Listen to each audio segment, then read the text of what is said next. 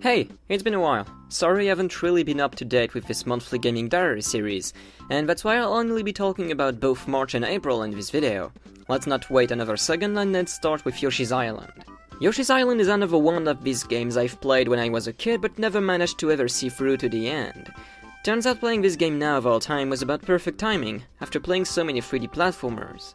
It's still one of my favorite 2D platformers to this day. Making innovative 2D games is not an easy task, which is why today the genre is hitting a sort of stale point, where you either see die and retries or Metroidvanias, but rarely see truly unique stuff. Yoshi's Island was clearly a game ahead of its time, and it doesn't stop at Yoshi simply throwing eggs. By far, graphically, Mario World 2 is one of the best looking games of the generation. The amount of details of the enemies and environments are incredible.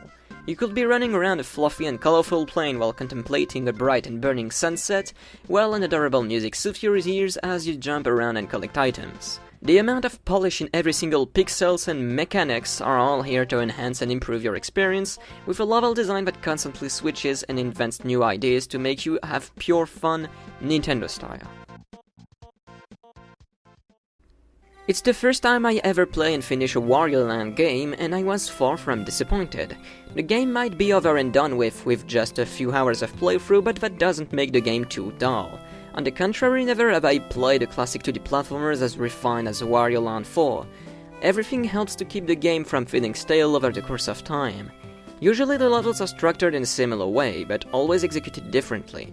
I think it's also interesting to note then that you gain access to every world at the beginning of the game. If you don't fancy a level, you can just play a different one and go back to it later on. And I love freedom of choice, so that's always a plus. But what Wario Land 4 excels at is its pacing. You're thrown into a level, completely artistically and mechanically different from the previous one. You explore it from every side looking for the puzzle pieces so you can gain access to the next level, and at this time the game is pure exploration. You discover the enemies, the level layout, the music, solve secrets, and there's something truly unique and interesting here.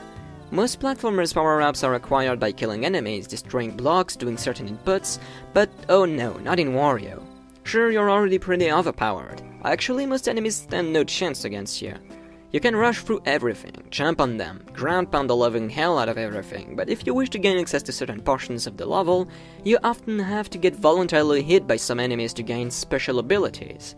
Though it can lead to confusion at first, and it's not the first thing that comes to mind, instead of being a penalty and injuring yourself, some enemies will let you float like a balloon, or run around while on fire to unlock some parts of a level. The use of physics and items by pounding the ground is yet another way to experiment with the level design. Sometimes by progressing you'll notice some blue blocks blocking your progression, and you wonder what they're for. But once you've reached the end, you touch this blue frog clock thing, and then a countdown shows up. You've gotta rush back to the very beginning of the level, but this time in reversed order. But oh crap, by pressing start you realize that you're missing a piece of puzzle, and you won't be able to get to the next level even if you finish it. What should you do? Oh well, whatever, I just finished this one and try again, you'd say. Now that you've explored the level before the countdown part, you know about the level structure. You rush back with an insane speed, destroying everything, and that's what's insanely satisfying. Because barely a few seconds ago, you were lost and confused, you didn't know about how the level worked, but now you've mastered it. The level is not owning you, we're the one overpowering it, and that's why Wario Land's first design is excellent. The level is not owning you, you're the one overpowering it, and that's why Wario Land 4's design is excellent. As you rush back, you go through places you haven't seen before, however, and they truly had some more spices already kinda stressful atmosphere.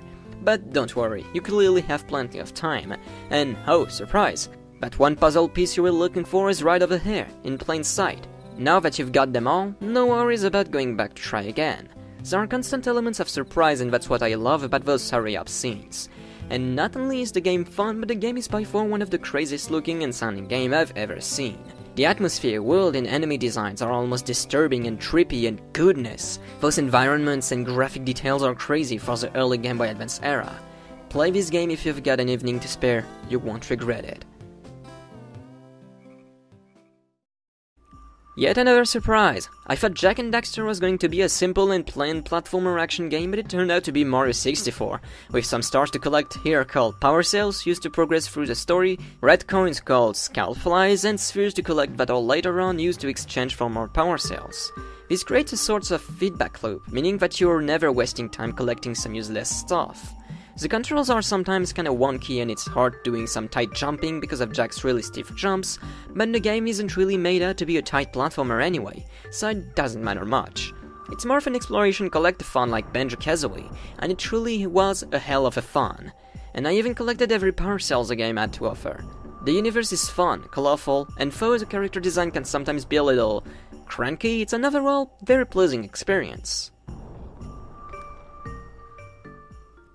Hey, remember when I said that Jak and Daxter was all about a cute and fun, collective fun, colorful goodness? Well... Screw this shit now, it's time for Jak to go all badass as the apocalypse is near. He gets stranded for 2 years and can now speak and transform into a black werewolf and shoot everyone on the street with a gun in a dystopian world. And now he has the most ridiculous beard. Because that's what Jak is all about, starting the sequel. Okay, truth be told, I actually found this change of ambience extremely bold and daring, and I love it. The game isn't about collecting stuff anymore, and is much more close to a GTA clone for teenagers more than anything. It's actually kinda interesting, because the atmosphere and world building is something you almost never see these days. The game is clearly aimed at a niche that we don't really see anymore, and that's the early teenager years. As in between 12 and 16 years old. Kinda like Treasure Planet, Jak 2 takes place in a fantastic world but filled with obscure and darker themes that you usually don't see in kid-friendly stuff. It's basically about the gap between being a kid and growing up, and I can't think of any teenage game like this one. In that aspect, Jak 2 is extremely unique and gained in maturity, just like the player if they played the game on release date. Jak 1 released in 2001 and Jak 2 released in 2003. That's enough time for a 10-year-old kid to grow up and gain some maturity, and Jak 2 will fall at the perfect moment for this kind of audience. I know that if I was at this age while playing the series, I would have adored this kind of thing because I used to love those fantastic yet futuristic settings.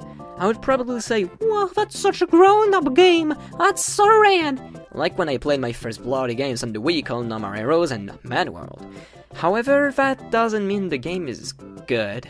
That's such a shame because Jak 1 was so fun, but there's such a focus on missions and vehicles in the sequel that it starts to get really repetitive and obnoxious. The first time you get a gun is quite fun, but the extremely rare checkpoints and boring quests really doomed my hopes for this game. I couldn't bring myself to finish it, and that really saddens me considering I finished the first game at 100%. I hope the third game feels better. So for a good month I stopped playing any video games. I just read Dragon Ball and absolutely adored it to a point where it became one of my favorite manga out here. It was only natural that I would end up playing the series games, trying out Budokai Tenkaichi 3. And I love it. The amount of characters is so ridiculously high and over the top that it feels like playing Mugen or something. Obviously they are not as varied in their playstyle as they could be, but I mean we are talking about 90 unique characters without counting transformations here. But I still do feel unique in their own ways and have their own combos. The game feels good, though it can be quite unforgiving at times, and good lord is this a fun fanservice game to play through. Sure, it's not the tightest fighting game, but it's a good, satisfying and filled with love game. God, I hate Serph though. Come on, coward! Coward! I know that I want to punch you in the nose. I'll beat your goddamn ass, you son of a bitch! I'm one of those bitter dudes who hated 3D Land. I found the game linear and stale to a depressing end. Like the game like in substance and creativity, and felt more like a tech demo for the 3DS more than anything. But 3D World fixed all those issues to create a really fun game. It was actually kinda fun to see every green star, see all of those little ideas making the experience much more enjoyable, and seeing how the level designs always extends its ideas the more you progress throughout the stage. I even see myself replaying the game from time to time, and the post-game is quite challenging and fun to play through. And gotta love the soundtrack. What do you mean I'm the only millennial who hasn't grown up playing the Layton games? Okay, fine, guess I was too busy playing Drawn to Life and Lego Indiana Jones. I loved it. I was a bit scared at first not being a smartass with puzzles and such, but I ended up playing through almost every riddles, and found myself enjoying solving them. Well, not all of them of course, and I'm glad the internet exists just for that. The ambience was pretty crazy good, and aesthetically speaking, this village was charming and I felt like I was there. It's soothing, beautiful, and the dubbing cutscenes truly helped set the atmosphere and writing down. Looking forward to the sequel. Kind of in a Zelda mood after Majora's Mask, I decided to finish my Zelda backlog little by little.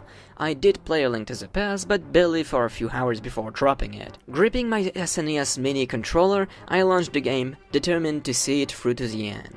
I did have fun in the first half of the game. Difficulty was balanced, dungeons were really nicely designed, but starting the Dark World, where I expected the game to become even greater, it just ended up being more frustrating and annoying to play through. Even while catching as many items and heart pieces as I possibly could, I could only be annoyed to not be able to use the magic mirror to switch between the light and dark world as I wished to. Being the main gimmick of the game, I expected it to be usable whenever you wish to, but whenever you go into the opposite world, you can't work back as you wish to. You have to enter in the portal where you first entered the world, and since the game asks you to switch between both worlds so much, it's kinda sad to have to backtrack so much. I would rather prefer to see the level design adapt itself to the item than to see the item adapt itself to the level design. The dungeons too are starting to become really frustrating to play through. Some are really hard and have some far-fetched ideas, and you're often asked to do stuff you usually never do to unveil some secrets, like pulling statue tongues and destroy some invisible walls. But still, I can't deny everything the game brought to the series. I mean, A Link to the Past is literally the basis for Ocarina of Time and the rest of the franchise for years to come, be it the number of medals and dungeons, the world building, soundtracks, but sadly, even in the context of 1992, I couldn't find myself enjoying the game. Guess 2D Zelda games just aren't my things. And that does it for the last 2 months. If you enjoy my content, please feel free to check out my Patreon page. By donating, you get access to videos 48 hours in advance, get exclusive news and articles from me, my Discord server, and get credited at the end of my videos. I've also recently finished my first amateur game, and you can already play it if you're donating, though it's only available in French.